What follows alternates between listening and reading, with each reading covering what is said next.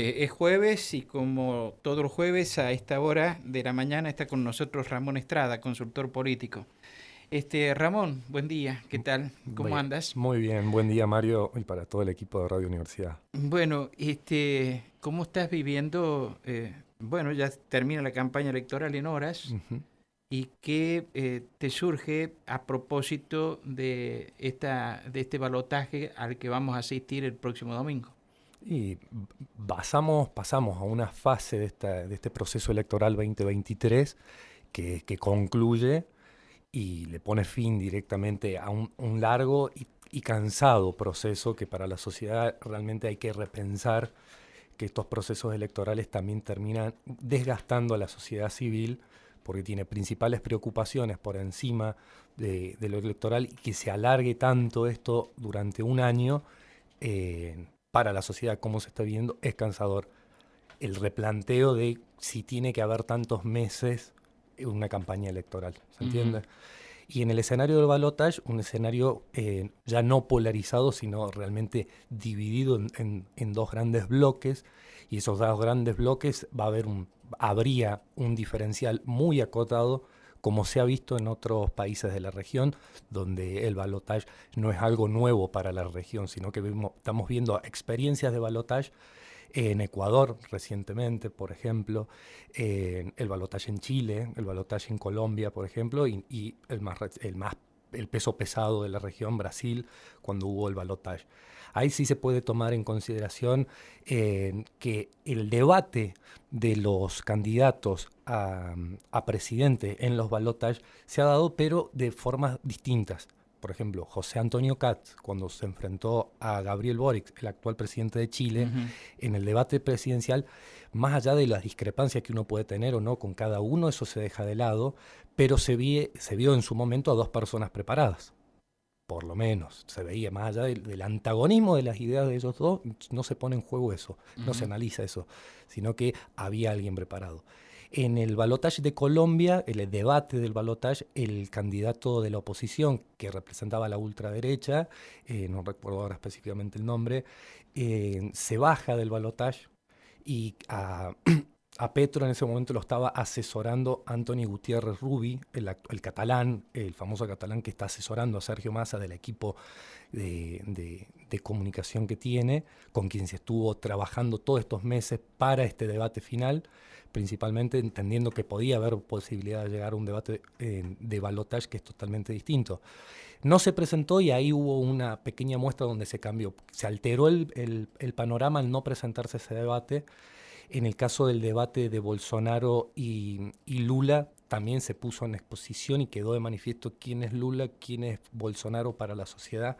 Pero bueno, el proceso político, hoy Bolsonaro ya no existe en la política de Brasil con el peso que tenía, el peso sustancial político que tenía antes del balotaje con Bolsonaro. Y en el caso de Argentina, si uno toma en referencia al balotaje, al debate del balotaje que tuvimos el domingo pasado, y ahora que vamos de cara al domingo de las elecciones de balotaje, en Sevilla también quedó en manifiesto claro que se desarticuló esa idea que Javier Milei es una persona preparada, tiene buenas ideas, que es lúcido. Entonces desarticula por motus propio de Javier Milei, porque él tuvo la chance en un debate de poderse demostrar a la sociedad realmente cómo es y qué piensa. Y terminó haciendo agua por sí solo y cuando tenía para atacarlo al ministro candidato por distintos flancos. Y al final se le dio vuelta. Y se le dio vuelta porque le dominó el primer debate, en la primera parte del debate fue dominado por Sergio Massa y en ese break que tuvieron lo calmaron para que en el segundo round saliera de otra manera. De hecho, queda el micrófono abierto cuando termina el debate, que esa es la pausa para la televisión, pero los que estaban asistiendo, queda el micrófono abierto, y esto es un dato que está en varios diarios, y se le escucha a Milei que rezonga con el micrófono abierto. Nadie me avisó cuánto duraba este bloque. Quiere decir que el candidato Milei fue sin saber cuánto duraba el primer bloque. Y de hecho, en el ensayo del sábado, no, viernes y sábado, no participó, no estuvo presente, fue directamente. Entonces también ahí termina demostrando para qué está preparado o qué espera él para ser como presidente. y la devolución que tuvo en sus respuestas o sus momentos, sus lapsus que tuvo, no fueron los más eficaces en la comunicación que él viene teniendo. Ahora, esa idea que surgió también entre los analistas del debate, de que si bien es cierto, hubo una cuestión que habíamos hablado el jueves pasado, Massa mostrándose, digamos, plenamente en el manejo de la situación que se le presentaba, como que está entrenado para eso y como que se preparó esmeradamente para esto. Y el contraste con Milei no podría a lo mejor significar que la gente piense de igual manera, que a lo mejor la gente, aun cuando vea que Massa fue más hábil en el debate, pueda entender que Milei es el más recomendable para gobernar. ¿Puede darse esa situación? Puede darse esa situación y también puede darse la lógica o la situación de la suma cero de votos, de que aquel indeciso, porque este balotage, este debate de balotage, principalmente estaba dirigido al segmento de indecisos, también a los votantes que no lo habían votado ni en primera ni en segunda instancia, en las PASO ni en la general, a ninguno de estos dos candidatos.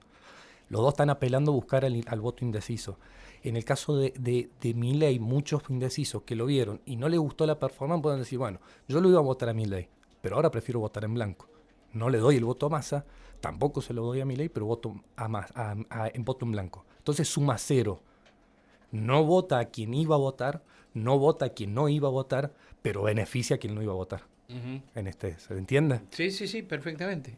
Entonces ahí, viendo, esa es otra arista también de la que puede darse. Sí, otros que se cierran y dicen, me gustó cómo estuvo Milei. También Milei tuvo la ayuda, voy a decir, siendo generoso, de ciertos y particulares medios de Buenos Aires, principalmente, obvio, que él a partir de las 7 de la mañana del lunes, post-debate, salió a seguir comentando qué quería decir él en el debate, cuando su momento para hablar ya había pasado. Sí, o la preparación de las audiencias de manera previa al debate. Previa al debate. Que lo hemos visto en las dos tendencias, pero en algunos casos era casi escandalosa la manera que lo hacían. Porque mira, él hace mucha referencia a estar siempre mirando al norte, a Estados Unidos. Que él dice, mis relaciones van a ser relaciones diplomáticas. Pero vos fíjate, y él se queja de la casta y de la cantidad de empleados públicos, ataca al empleado público, ataca al empleado público en general, no específicamente o particularmente. Él no ve o no analiza o no estudia, vaya a saber, no voy a poner a juzgar eso, pero hay un dato que es verídico. La Secretaría de Comercio de Estados Unidos, que viene a ser como un ministerio, es la secretaría que más personal administrativo civil tiene en Estados Unidos. O sea, para manejar el comercio de Estados Unidos, la oficina más importante administrativa y burócrata que tiene es la Secretaría de Comercio. Entonces, si él y nos propone a nosotros que quiere triangular el comercio exterior, algo irrisorio. No sé por dónde va a triangular y va a poder hacer esto. Pero bueno, son sus ideas. Y en democracia se respeta y hay que respetar también el derecho de las urnas. Cuando hablen las urnas el domingo, bien. Después está el fantasma de que va a haber fraude. Te tenés que poner, tenés que armar una estructura que no ha existido en la Argentina. En los 40 años de democracia no ha existido el fraude porque tenés que tener un maquinaria que no existe. Me planteo que a propósito de lo que va a vivir la universidad hoy, en la universidad hoy van a coincidir los consejos superiores de las universidades argentinas en la consideración del documento del CIN, del Consejo Interuniversitario Nacional, emitido el lunes pasado, en defensa de la educación pública y en el sistema educativo, en el sistema universitario, fundamentalmente la no aplicación de los vouchers. Va a ser una movida, digamos, que se viene realizando ya desde hace largo tiempo, pero va a culminar hoy con este acto conjunto de todas las universidades sesionando al mismo tiempo para apoyar ese documento. ¿Actos institucionales de este tipo tienen incidencia en la comunidad o no? A ver, al segmento donde apunta, ¿tendría o tiene incidencia directamente? Porque la sociedad, no está atenta a lo que hacen las instituciones en los claustros internamente. Si se apunta al segmento, por ejemplo, si el acto tiene el propósito de fortalecer el vínculo de los jóvenes para con la democracia y que respeten la democracia, les tiene que llegar. Cómo les llega y cómo entra y cómo se canaliza esa comunicación es al segmento que la estrategia que tengan para ese dicho segmento. Porque a la UIA, por ejemplo, no lo he visto que tenga este documento. Y ese es otro segmento. Sí, claro. ¿Se entiende? Claro. A la UIA joven, por ejemplo. La Claro. UIA joven no ha visto un documento que se exprese en favor de la democracia. Y antes de que pasemos a otro tema, por ejemplo, el acto de ayer de Milei con el denominado Círculo Rojo, que hoy va a ser con Massa, Sí. Eso, más allá de las decisiones en los centros de poder económico, ¿tienen alcance para el conocimiento popular? No, la gente a pie, el trabajador, no está muy alejado de esa zona de confort donde están esos empresarios, que está bien, pero a ver, quienes aplaudieron, porque hubo un leve aplauso cuando en su presentación Javier Milei ayer volvió a reiterar adelante del Círculo Rojo o el Poder Fáctico que él no va a negociar con China y con Brasil. Y ahí recibió un cálido aplauso. Pero bueno, el cálido aplauso son la mayoría aportantes, porque los que estaban ahí son aportantes a la campaña de Milei, personas que han blanqueado dinero para aportar a la campaña de Milei. Entonces, si esas personas tienen específicos objetivos para que en el 10 de diciembre esté Javier Milei, es porque yo te puse en la campaña, yo quiero algo de la torta. Uh-huh. Bueno, esos temas. Nosotros hoy en realidad íbamos a hablar con Ramón, todavía estamos a tiempo de hacer algo, sobre el relevamiento del pensamiento de los jóvenes líderes a 40 años de la vuelta a la democracia, un tema que esbozó también en una de nuestras conversaciones anteriores. Explícame qué es este relevamiento del pensamiento de los jóvenes líderes a 40 años de la vuelta a la democracia y por qué se ha hecho. Se ha hecho principalmente con el objetivo, para antes de ahondar, con el objetivo de pensar y repensar la democracia con sujetos políticos, sociales, intersectoriales, que hayan crecido bajo el abrigo de la democracia en estos 40 años. Un estudio que se hizo con personas que tengan entre 25 y 45 años. Entonces, se hizo un estudio cualitativo y cuantitativo, de donde emergieron distintos temas para que sean disparadores, para que la juventud se repiense y piense la democracia, porque se encontraron distintos, del cual yo participé en este estudio, fui indagado, ¿se entiende? Y que los jóvenes deben entender que los problemas estructurales y coyunturales que tiene la Argentina ya están depositados en su mano. Porque tanto que se habla del cambio, que cualquier candidato de cualquier color político lo puede pensar, también está en los jóvenes que digan, no solamente involucrarme en la política, sino hacerse responsable de que si te involucras en política en Argentina, tenés que hacerlo pensando los problemas estructurales y coyunturales que tiene, que no es que lo dejas de lado como si fuera un residuo y después me acomodo, no. Porque sí, sobre todo los jóvenes hoy se están planteando de que estos problemas coyunturales tienen que tener el medio ambiente por adentro. Entonces, tiene que haber una agenda transversal. No puede haber unas agendas unilaterales. Si no hay una agenda lateral, una agenda transversal que lleve a grandes acuerdos políticos, es donde vos también te tenés que repensar en quiénes son los políticos que tienen capacidad de acuerdo político para con la sociedad. Porque los poderes, en dicho estudio, por ejemplo, el poder ejecutivo, legislativo y judicial tienen más imagen negativa que positiva. Sí. Bien, y ahí sí recae que los jóvenes tienen una imagen negativa sobre el poder judicial, negativa más que los otros dos poderes. Pero vemos que el poder judicial es el órgano menos democrático que hay en comparación a los otros, a cómo se eligen sus autoridades, por así decirlo. Quiere decir que los jóvenes también están viendo que la justicia tiene algo dentro de la democracia. no la ven por separado. Primero se analiza la democracia, que hay un faltante, dice, en la recuperación de la democracia, 40 años, sí, la primera etapa de los derechos civiles que se recuperaron, está bien, pero ahora lo que están demandando los jóvenes son los derechos de segunda generación, derechos económicos, derecho a la vida, la calidad de vida de los ciudadanos. Que se cumplan los derechos culturales, los derechos sociales, que tengan mayor énfasis. Ese sería una de las conclusiones a que se arriba en este estudio. Yo vi uno de los cuadros que dice que cuando habla de cuáles han sido los avances en el país en los últimos años, el que concita la mayor cantidad de adhesiones es el que habla del respeto por la igualdad de género y las diversidades, y el segundo, el del derecho a la información. Y así sigue, digamos, en lo que han sido conquistas de la vida democrática o ratificación de comportamientos durante la vida democrática. Ahora, necesariamente estas cosas, bueno, acabas de decir que, de mencionar dos características recién vinculadas, una con el medio ambiente, otra con otras cuestiones. Estos mismos temas son la preocupación de la gente, de estos dirigentes de entre 25 y 40 años que fueron consultados. No, hay temas que encuentran un mismo sí o un mismo no para los dos. Se repiensa y se piensa de estos jóvenes, no es que todo es homogéneo para los jóvenes, porque acá fue un abordaje federal e intersectorial, donde participaron movimientos sociales, el sector industrial, el sector agropecuario, el sector sindical y el sector político.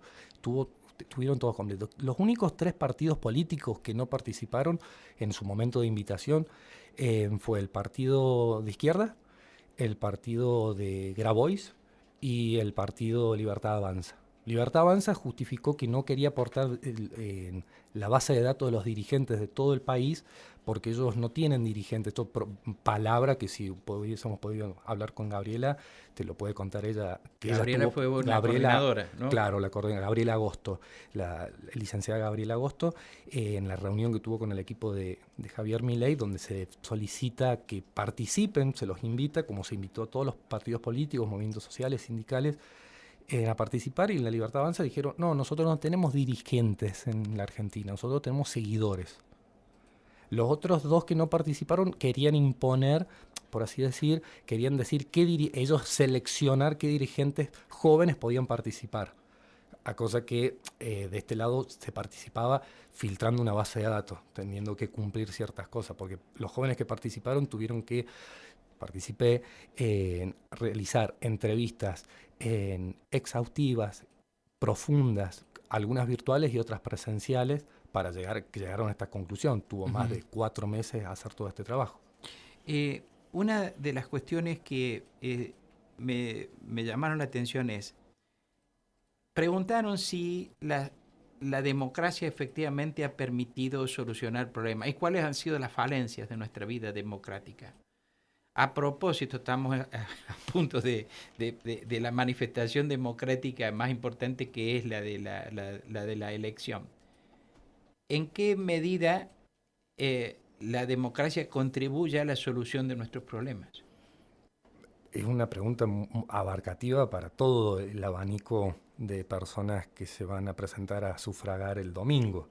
En este caso, se centró en personas entre 25 y 45 años, que ellos observan que han crecido, como te decía recién, en el abrigo de la democracia en estos 40 años, pero al momento de contestar se indica que no le han solucionado y que también observan que hay fragilidad dentro de la democracia. Hay una democracia frágil. Observan los jóvenes que hay una democracia frágil, y también observan esto de que la primera etapa de la primera generación de derechos, sí, pero hay un faltante que es cubrir la demanda de los derechos de segunda generación, que son los derechos que te hablaba recién, derechos económicos, sociales.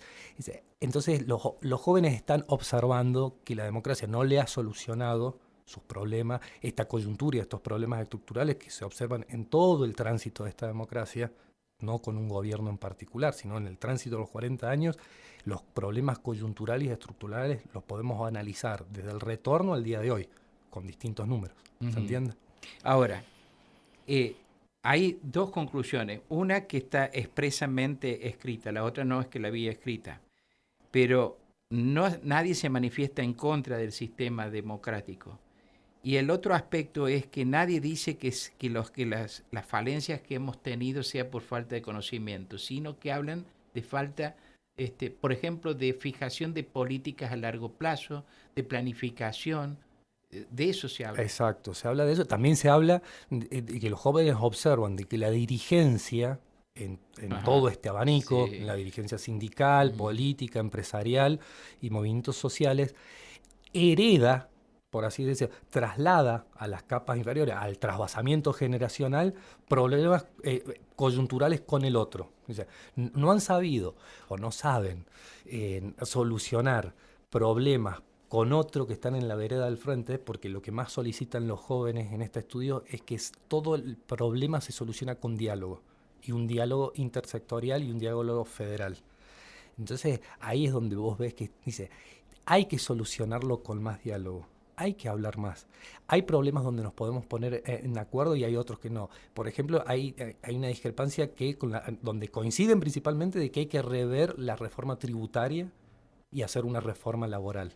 Sí. Pero no en profundidad como practican otros, sino rever, repensar. Sí. No es patear todos los convenios colectivos de trabajo que han logrado los trabajadores a través de los gremios, los sindicatos. No es eso. Repensar.